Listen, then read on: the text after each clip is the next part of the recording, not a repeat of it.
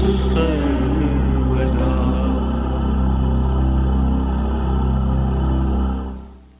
Bhagavad Gita is a book of mankind's collected experience of and answers to life's most basic questions.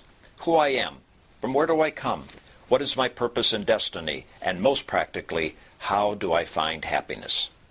These podcasts originate in the lectures of Neil Bhatt, a disciple of Swami Chinmayananda. They are presented here in 20 to 30-minute segments, each covering 3 of the Gita's 701 verses. Welcome to Gita Wisdom for Daily Living. So we had been discussing chapter 1, Arjuna Vishad Yoga, Yoga of Arjuna's grave. We have come to the final concluding verses of chapter 1.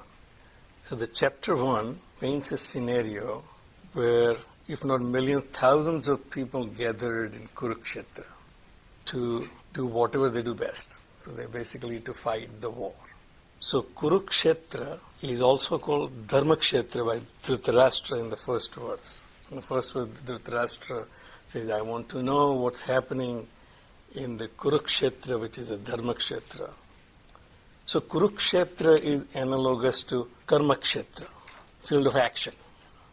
Also it's called Dharmakshetra, which is analogous to a field of actions where I can practice my dharma. Dharma, that which I am prepared for.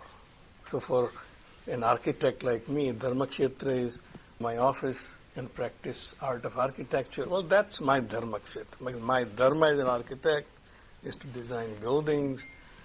The field of action which gives me an opportunity to practice that art is my Dharmakshetra.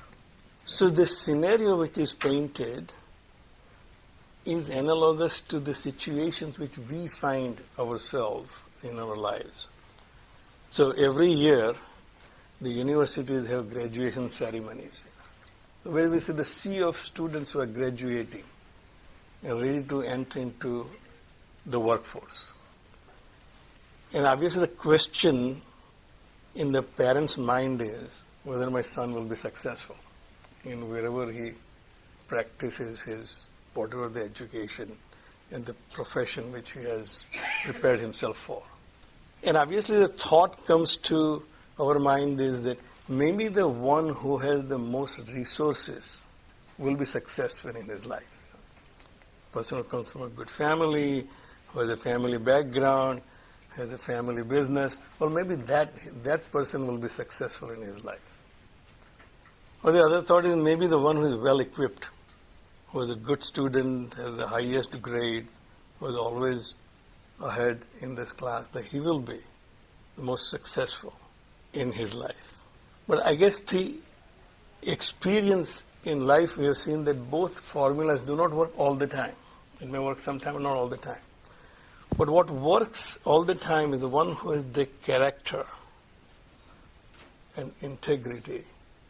That person will be successful in life. So it is the character building which is the goal of any scripture or any study of scripture like Bhagavad Gita.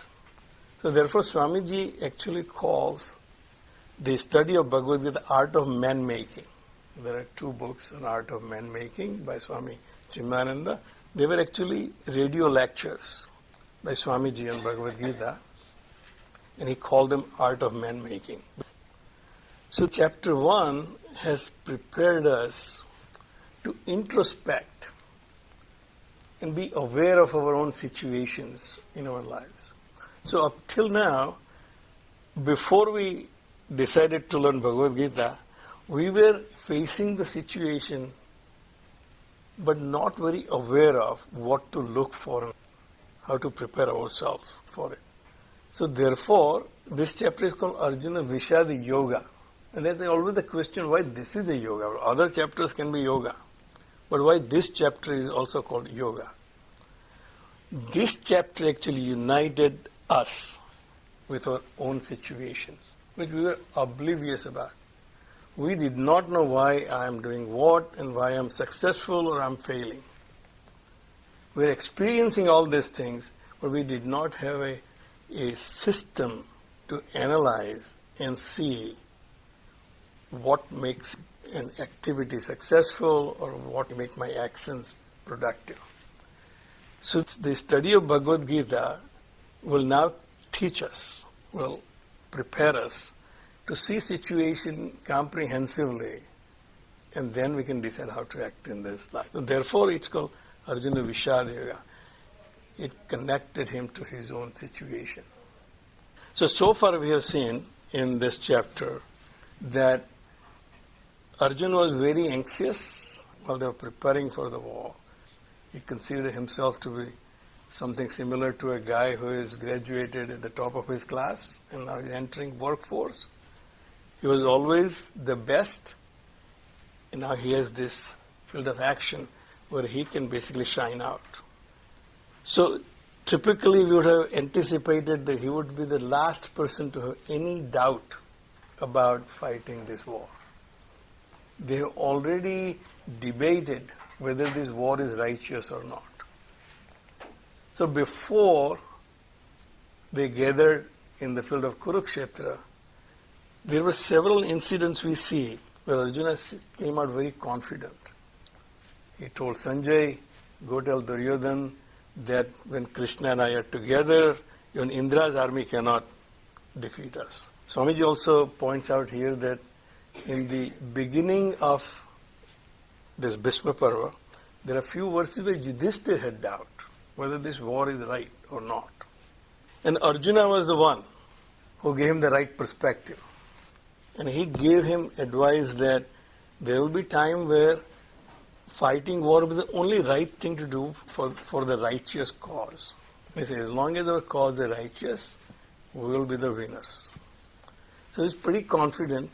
He was in control of his own situation, and then suddenly when he saw all the relatives on both sides, he somehow had nervous breakdown. He had a completely different perception of what's happening. All his confidence about fighting this war is not because we want this kingdom, but it's the right thing to do. The cause is right. Therefore, we have to fight this war. That evaporated. The only thing he saw at that point, I have to kill my own cousins and my own teacher and my own grandfather. So he was more overwhelmed by the attachment than the principle. So then we have seen that he had a nervous breakdown, he has anxiety, and then he basically has delusion. When he had delusion, he started seeing reality completely differently. And therefore he started making argument about why he does not want to fight this war. So his first argument was, well, they are not smart enough to figure out that this is not a right thing to do. But we are better than them. He put himself on a pedestal saying, I'm better than them. They don't know what they're doing, but we know, and therefore we shouldn't be fighting this war. When that argument did not work with Krishna, because he was obviously looking for validation from Krishna that yes, he's on the right path. Well, we always try to avoid this war. Arjuna, I'm glad that you realize at the end, it's not too late. Let's pack our bags and go home. In verse 37, he has already declared that. He said, therefore, let's not participate in this war. We have not heard from Krishna yet. So now he makes a greater moral argument. Why the war itself is sinful. War in any shape and form is sinful. Somebody says he is the first conscientious objector in the history, promoting the pacifist argument about why war should not be fought. Buddha was pacifist, obviously. He promoted that war should not be fought. That was a very different outlook. All his life, right from the beginning, Buddha saw the things very differently.